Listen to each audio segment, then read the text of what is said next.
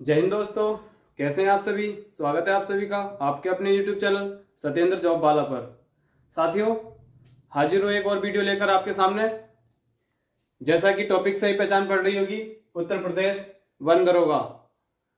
साथियों, एक बहुत खुशी की बात है कि उत्तर प्रदेश में वन दरोगा के पद देखने को मिल रहे हैं। यूपी ट्रिपल एससी ने एक नोटिफिकेशन जारी करी है और उसके माध्यम से बताया है कि उत्तर प्रदेश वन दरोगा के जो पद हैं उनकी ऑनलाइन शुरू होने जा रही है। तो हम सब कम्पिटेटिव जितने भी कम्पिटिटर हैं उन सभी के लिए एक बहुत बड़ी खुशी की बात है और मैं इसे आपके सामने लेकर हाजिर हूँ इस नोटिफिकेशन को। तो इसको ब्रीफ में एक्सप्लेन करूंगा आपके सामने। साथियों, मैं आपको बता दूं, उत्तर प्रदेश वन दरोगा इसे उत्तर प्रदेश अधीनस्थ चयन आयोग करा रहा है, जिसे हम यूपी ट्रिपल एससी के नाम से भी जानते हैं, जो पेट वगैरह कराती है और फॉरेस्ट गार्ड का एग्जाम भी यूपी ट्रिपल एससी ही कराती है। आपको पता है जैसा कि अभी हाल ही में पेट का एग्जाम होने जा रहा है अक्टूबर में 15-16 उसकी डेट शायद है। तो मैं बता दूं, इसमें सबसे पहली चीज जो इसके पद हैं, इसके पद के बारे में भी बाद में बात करेंगे, काफी ब्रीफ में है। लेकिन जो ऑनलाइन आवेदन है, सबसे पहली चीज आप उसको देख लीजिए। इसकी ऑनलाइन जो आवेदन है 17/10/2022 से आवेदन स्टार्ट होने जा रहा है। 17 अक्टूबर 2022 से ऑनलाइन आवेदन स्टार्ट होने जा रहा है। साथियों, इसकी अंतिम तिथि 13/11/2022 है। 13 नवंबर 2022। इसमें ये जो तिथि है ये संशोधन करने के बाद की तिथि है, यानी कि सबसे लास्ट संशोधन वगैरह करने के बाद, इसके बाद आप कुछ नहीं कर पाएंगे। लेकिन जो सबमिट करने की इससे पहले तिथि है, जो फीस को सबमिट करने की है, वो इससे पहले की तिथि है।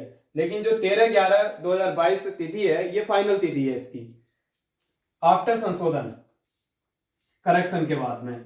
आवेदन शुल्क इसमें 25 रुपए रखा गया है, चाहे वो एससी का हो, चाहे वो जनरल का हो, चाहे वो ओबीसी का हो, चाहे वो किसी भी वर्ग का हो। ठीक है। ग्रेड पे इसका 2800 ग्रेड पे होता है। साथियों, मैंने पिछली वीडियो में भी अपने बताया है, जो बंदरों का है उत्तर प्रदेश का, उसका जो ग्रेड पे होता है वो 2800 होता है। फॉरेस्ट गार्ड का 1900 होता है। ठीक है। तो इसका जो ग्रेड पे है 2800 है। 5200 से 20,200 के आसपास इसका वेतमान बनता है। तो सैलरी लगभग ऐसे ही लगभग 36 हजार के आसपास इसकी सैलरी बनती है। ठीक है। पदों की संख्या मैं आपको बता दूं, इसमें जो पदों की संख्या है अब हम उसको जान लेते हैं। ठीक है। तो जनरल, सबसे पहले जनरल के देख लेते हैं। 288 पद। साथियों, इसमें 288 पद जनरल यानी कि अनारक्षित वर्ग को दिए गए हैं, सामान्य वर्ग को। ठीक है। इसमें कोई भी अप्लाई कर सकता है, चाहे वो किसी भी कैटेगरी का हो। ठीक है। ओबीसी, इसमें केवल ओबीसी वाले ही, जिनके पास ओबीसी का सर्टिफिकेट है वही मान्य होता है ओबीसी का सर्टिफिकेट। इसके 163 पद दिए हैं, 163 163 पद ओबीसी, जिसे हम बोलते हैं अन्य पिछड़ा वर्ग। ठीक है साथियों। एससी, एससी अनुसूचित जाति। ठीक है। 160 पद इसको दिए गए हैं इन्होंने, 160। काफी पद होते हैं सर, 160 पद बहुत होते हैं किसी भी कॉम्पिटिटिव एग्जाम के लिए।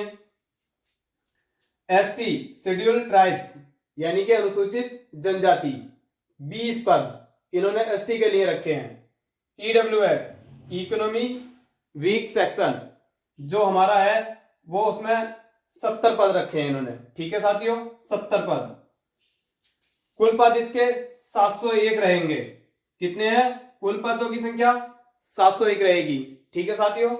महिला में 140 पद रिजर्व कर दिए गए महिलाओं के लिए, 140 पद। वो पद इन्हीं में से हैं साथियों। ठीक है। ये नहीं कि इसके लिए अलग से 140 होंगे तो फिर पदों की संख्या बढ़ जाएगी, ये इसमें जुड़ेंगे तो फिर 800 के ऊपर चली जाएगी पदों की संख्या। ठीक है। ये 140 पद जो होते हैं ये इसी में के पद होते हैं। तो ये केवल महिलाओं के लिए होते हैं, जो अलग से रख दिए जाते हैं। 140 पद महिलाओं के लिए रखे हैं इन्होंने। ठीक है साथियों। बात आती है शारीरिक मानक परीक्षा की। शारीरिक मानक परीक्षा इसमें रखी जाएगी, ये आपको पता है। सॉरी, शारीरिक मानक परीक्षा है क्योंकि वर्दी की जॉब है, आपको पता है, तो इसमें शारीरिक मानक परीक्षा होनी अनिवार्य होती है। उसमें क्या रखा है इन्होंने, पुरुष ऊंचाई रखी है, यानी कि जो हाइट है पुरुष वर्ग की वो 163 सेंटीमीटर रखी है। साथियों 163 वर्ग पुरुष की ऊंचाई होनी चाहिए। इसका पुरुष वर्ग का जो सीना होना चाहिए वो 84 सेंटीमीटर होना चाहिए फुलाने पर, यानी कि फुलाने के बाद 84 सेंटीमीटर, और फुलाव कितना होना चाहिए 5 सेंटीमीटर का। तो आप जो फुलाने से पहले का सीना है 5 सेंटीमीटर कम कर सकते हैं इसमें, ठीक है, 84 में से। महिलाओं के लिए भी इन्होंने सीना दिया है, लेकिन मैंने साथियों जहां तक मैंने देखा है, उत्तर प्रदेश पुलिस हो या फॉरेस्ट गार्ड हो, इनमें किसी में भी साथियों महिलाओं का चेस्ट सीना नहीं नपता है, लेकिन इन्होंने दे रखा है। देख लेते हैं इसमें जो दिया है, फिलहाल हम उसी पे बात कर रहे हैं जो नोटिफिकेशन, ऑफिशियल नोटिफिकेशन से मैंने ये डाटा कलेक्ट किया है, तो मैं इसी पे बात कर रहा हूं। वो आगे देखते हैं ये लेते हैं या नहीं लेते हैं सीना। तो महिलाओं की 150 सेंटीमीटर ऊंचाई रखी है इन्होंने, ठीक है साथियों। और इनका जो चेस्ट रखा है इन्होंने 79 रखा है, और फुलाव इनको भी 5 सेंटीमीटर का दिया है। ये ऑफिशियल नोटिफिकेशन से सारा डाटा कलेक्ट किया हुआ है। इसमें एसटी वर्ग के लिए, जो एसटी मैंने बता दिया है शेड्यूल्ड ट्राइब्स होते हैं, अनुसूचित जनजाति, इसमें पुरुष वर्ग की 152.5 यानी 152.5 सेंटीमीटर पुरुष वर्ग की शेड्यूल्ड ट्राइब्स, ठीक है। और महिलाओं की यानी कि अनुसूचित जनजाति की महिलाओं की जो हाइट रखी है इन्होंने 145 सेंटीमीटर रखी है। पुरुष वर्ग की 152.5 रखी है अनुसूचित जनजाति की, और महिला वर्ग की 145 पूरी 145 सेंटीमीटर रखी है। साथियों ये हमारा शारीरिक मानक परीक्षा हो गया। इसमें एक चीज और आती है, वो है रेस। रेस साथियों वही है जिस पर मैंने पहले भी कई बार चर्चा की है, फॉरेस्ट गार्ड वाली रेस है, सेम कुछ नहीं है। रेस में पुरुष वर्ग को 25 किलोमीटर दौड़ना है 4 घंटे, और महिला को 14 किलोमीटर दौड़ना है 4 घंटे, लेकिन इसमें वजन मेंशन कहीं नहीं किया है इन्होंने, ठीक है साथियों। ये बिना वजन के दिखा रखी है इन्होंने ऑफिशियल नोटिफिकेशन में। अब बात करते हैं साथियों, सबसे मेन जो मुख्य चीज है वो है इसकी शैक्षिक अर्हता, यानी कि कौन कौन अप्लाई कर सकेंगे इसमें, ये सबसे मुख्य चीज है। तो साथियों मैं बता दूं, जिसके पास जो ग्रेजुएशन की डिग्री होती है यानी स्नातक की, स्नातक में 2 विषय होने अनिवार्य हैं, वो कौन कौन से, मैथ्स, केमिस्ट्री, फिजिक्स, वनस्पति विज्ञान, जंतु विज्ञान, वानिकी विज्ञान या भूगर्भ विज्ञान हो सकता है, कृषि सांख्यिकी या पर्यावरण विज्ञान।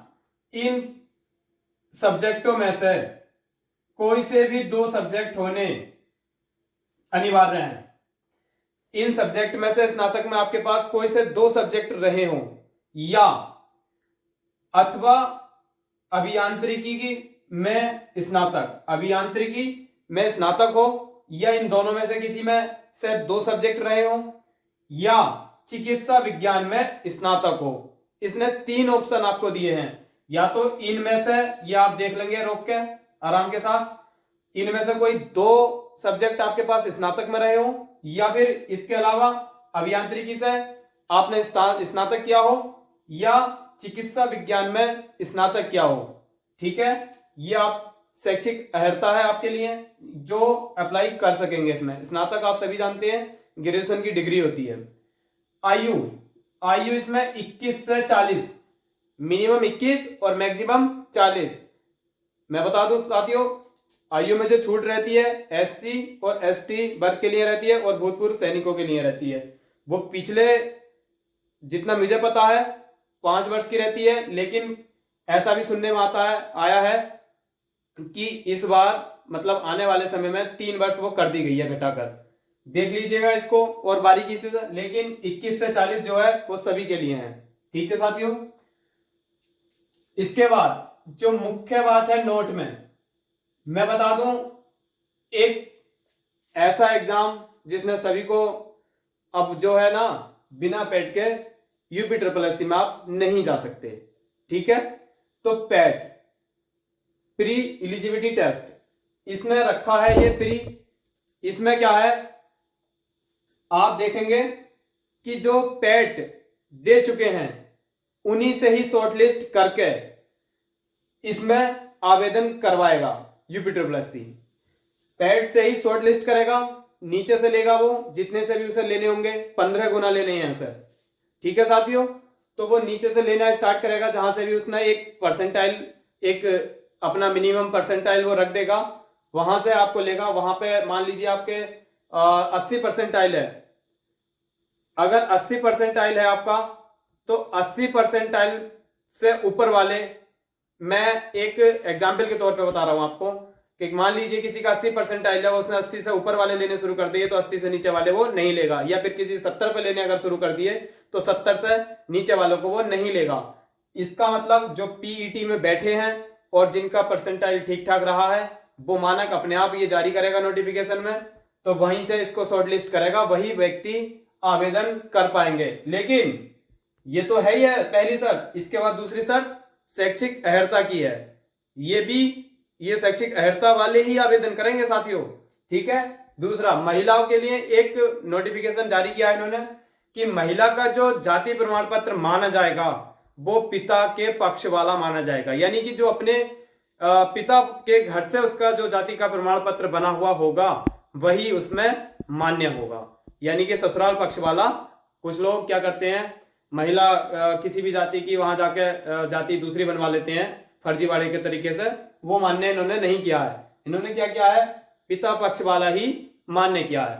साथियों मैं बता देता हूं, अगर आपको अब UPSSC में जाना है तो पैट से गुजर के ही जाना होगा।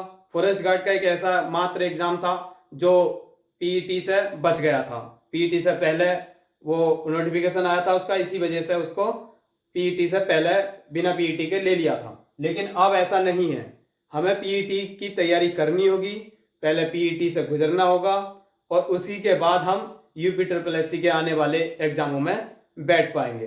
तो इसी के साथ मैं बता दूं, मेरे चैनल पे पीईटी की भी तैयारी कराई जा रही है। अगर आपको तैयारी करनी है तो चैनल सब्सक्राइब कर लें, और ऐसी ही भविष्य में बहुत सारी जानकारियां फॉरेस्ट से रिलेटिव या अन्य जॉबों से रिलेटिव मैं देता रहता हूं।